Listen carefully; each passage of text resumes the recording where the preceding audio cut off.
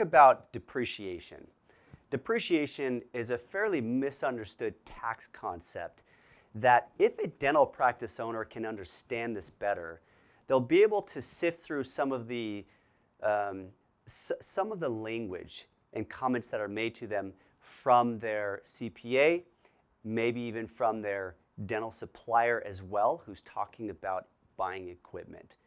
And so I want to clarify for you in a few minutes, what is depreciation exactly, and how do we plan accordingly with depreciation in your practice?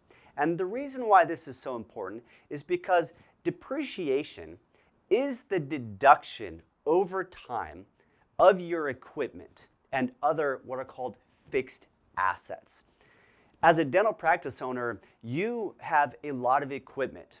You have sensors, you have chairs, you have cabinetry, you might have a CAD cam, you might have a CT in your practice.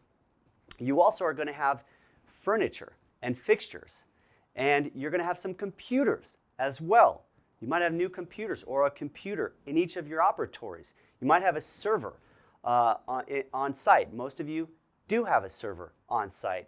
You'll have leasehold improvements where you put up a wall here and you build new floors here, and you have a new AC, or you do a remodel. And all of these things that you're having large cash outlays to, that give you benefit for a long period of time, for years. What the IRS says is, in most cases, other than an exception called the Section 179 deduction, what's called bonus depreciation, which we'll talk about, in most cases, by default, you have to deduct, or you get a tax benefit little by little over years of after you acquire or buy that equipment.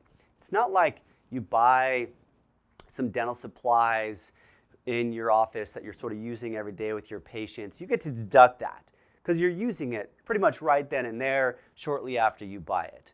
But when you go and you buy a dental chair, and that thing's going to last you 10, 12 years, even more, the IRS says, whoa, whoa, whoa, you can't. Let's say you pay $10,000 for that nice dental chair. You can't go and deduct $10,000 of that dental chair right now. And you're thinking, well, why not? I bought it. And the IRS is saying, because you're going to get a benefit out of that over a long period of time. And so we want you to get the deduction that matches the use or the benefit out of that. Now, they make a lot of exceptions here for small business owners to get an earlier deduction on that. And I'm going to talk about that in 1 second. But before I do, notice that each of these different categories of fixed assets have a different deduction period. So let's look at your dental equipment, for example. Let's look at dental chairs, CAD cam, a CT, you buy some loops. What the IRS has defined here is 5 years. We're going to deduct that over 5 years. So if you buy something, let's say you buy CAD cam for $100,000, then you're going to deduct that, and in a straight line deduction, you would get $20,000 deduction every year, which means your taxable income is going to get lowered by that amount, by $20,000, and you pay less. So actually think of it this way. So your K1, your profits in your corporation are going to be less because you got a deduction for depreciation. And if your K1 and your profits are less, when that flows through to your 1040 tax return, you're going to pay less in taxes. Deductions are good. Depreciation is a form of a deduction. And it's simply the little by little installment of that, the purchase of that equipment deduction over time. And so they say 5 years. Now, it's not actually straight line. It's not going to be 20,000, 20,000, 20,000, 20,000, 20,000. Instead, most of the depreciation occurs in the first half of the depreciable life of that asset. So if you buy that CAD cam, within the first 3 years, you will have seen most of the deduction by that point. Just because the IRS says you're getting the most of the value in the early years, and in a way you're matching the benefit with the deduction. And so that's the way it is. It's called a maker's depreciation schedule. And don't worry about that name exactly, but just know that you get a lot more of the depreciation in the early years. So in this case, dental equipment, it's really years 1, 2, and 3 when you're getting the larger share of the depreciation. And then by year 5, you're not getting that much.